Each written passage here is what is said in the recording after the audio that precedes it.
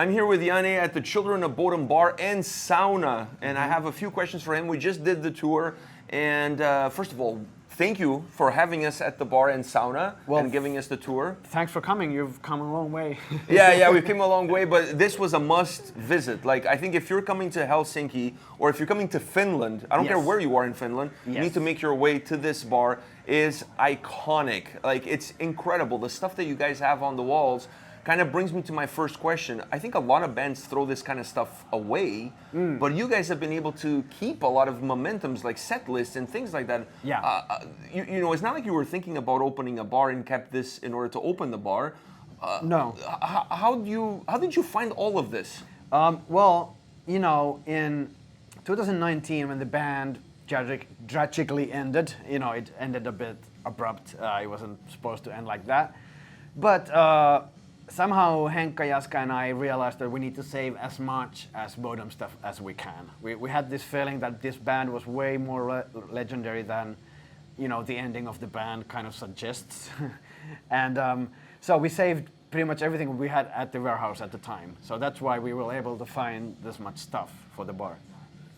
And are there things here that fans or other people have contributed with? Because I'm sure if you ask somebody to contribute something, then nobody's going to say no. No, yeah, but we had, like I mentioned, the flags. Like when we toured the world, so many flags were thrown on stage, and we tried to save as many of them as possible. And we still have those in storage, and we, you know, wanted to put those up on the walls here, and you know, some other gifts from fans from through the years.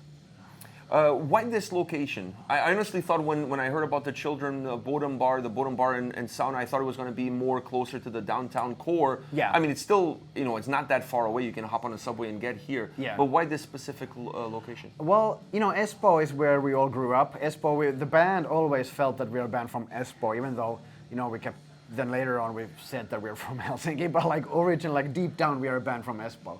And we all grew up in Espoo. My childhood, I will always be a Espoo citizen, kind of. That's how I feel. And so Espoo is very close to us. And also, to be honest, this specific space that was given to us, because it had the saunas, we were like, fuck yeah, we have to do this. Because I do get that it's not downtown Helsinki. We didn't want to compete with downtown Helsinki anyways, or kind of, because, you know, so a couple of things just clicked. Espoo and this space having the saunas already built in, we're like, okay, yeah, we're going to do this. Are you guys thinking of expanding? Because obviously, like you said earlier, Children of Bodom is much bigger than Espoo, is much bigger than Helsinki, much bigger than Finland. Right. So are you guys thinking of expanding maybe first within Finland and maybe after that even outside of Finland? Yes, we have had some ideas, crazy ideas, and let's hope someday we can make some of them a reality. Right now we are expanding to the Helsinki Metal Festival, because we're going to have our own sauna there, and that's kind of our first thing outside of this venue, but hopefully in the future, you know, maybe we could have multiple venues or multiple bars and stuff like that. Yeah, you guys could become the new hard rock. Well, not quite, but almost. I think there's a possibility for that. Yes. I think it would be probably even more popular than hard rock. Hopefully, yeah. And you mentioned the last show that you guys played. You mentioned the band breaking up. When you look back at that last show, how emotional it was for you, knowing that this is it? Yeah, no, it was crazy. It was really crazy. Somehow we pulled it through though, because we were somewhat professional, but somewhat. But it was difficult being up on that stage and thinking like, man, I'll probably never play these songs, and I knew that I'll never play those songs with those guys ever again, possibly. But you know, so it was difficult. But now you're playing some of the songs with Wirman. Yes. I saw you guys at Sari Helveti. You guys played a couple of tracks. Yeah. The crowd goes bananas. Yes. So how does it feel to kind of almost reinvent yourself with a band that you already were part of before? It's not like it's necessarily a new band, but now you're bringing this Bodom material into it. Yeah, well, we did the new album, and suddenly our style took a turn to the more extreme. And then we found Petri as our front man, kind of, because that was a crucial point in this whole story.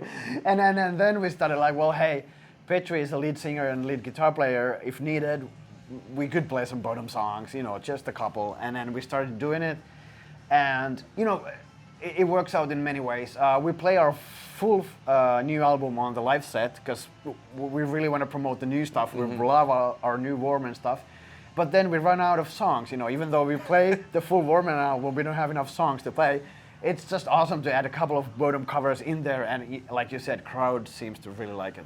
I also like the way you guys closed the set, because when the set was finishing, I'm like, I know this song. Yeah. Like, I was like, isn't it in a movie or something? I'm like, well, what song do you guys close the set with? For those that don't know, that haven't seen you guys live yet. Yeah, Somebody's Watching Me. And that was Alex's idea. And then I remember the moment that song came on the radio, and Alexi and I were sitting in that car's front seat in a traffic light in Konala, Helsinki. and this song comes on, and Alexi says, like, dude, Wirman should cover this song. And I'm like, okay, if you're gonna sing on it. And he's like, okay, fuck yeah. And then that's how it started. And then that song was like a massive song on the radio in Finland. It was crazy. I mean, really? Yes. Unfortunately, it wasn't written by us. It's a cover song. But that song was like when it was released, like 10 years ago, even more.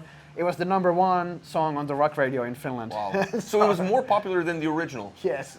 Yeah. I think some people probably think that it's your original.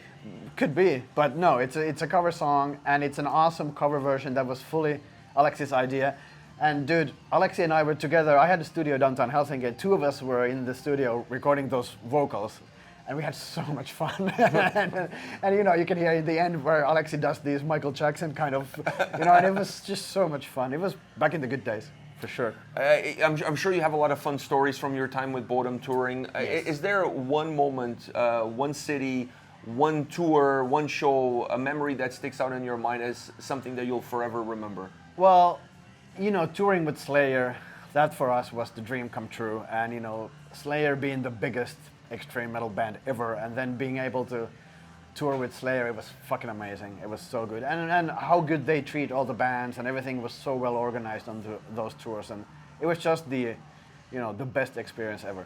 And I have to remind everybody, because there is a new website where people can buy Children of Bodom merch. Yes. It's on Reaper Entertainment. How did that partnership? I mean, I know the Wirman album was released with Reaper Entertainment. Yes. Did that open the door for you guys to then have this partnership for the merch? Yes, Bodom did a merch deal after the band disbanded, and that just didn't quite work out. And now we were seeking for a new merch partner. And like you said, we were already teamed up with Reaper, and Reaper being Bodom fans themselves, we felt that this would be After all, their name of the label is because of you guys. Yes. So we are happy that the merch is now with Reaper, and we are currently working on so much more stuff to happen on the merch front. So please check out the new merch. We're going to put the link in the description of the video so you guys can go to their website and pick up some merch. There's also some new designs, right? Yes. So who works on the new designs? Do you guys have a little bit of a creative say on how it's going to turn out? Well, I'm actually really glad to say that the new designs that are awesome are done by Reaper. And then on the previous merch deal, we kind of wanted to have so much say ourselves, and we made these minimalistic things. I don't think a lot of fans like those. So I'm glad we're bringing back the more like heavy metal fucking crazy ass designs, and let's just go with it. And the Reaper guys are the ones behind the designs. That's Yes. incredible. Yes. That's incredible, because the designs are phenomenal. They have a really team, have yeah. that original flavor of Children of Bodom Yeah. in them. Yep. Especially if you were going to shows and you were buying the old merch. Yes, I this agree. new merch kind of feels like the old merch. agree, It's yeah. almost like new vintage. Yes, it's very well done. Like I said, very well. Extremely well done. So we're going to have on the description of this video a link to the store. You guys can go pick something up. Yes. And like we said earlier, if you're in Finland, if you're in Helsinki, you got to come to this bar. Thank See you guys. See you here.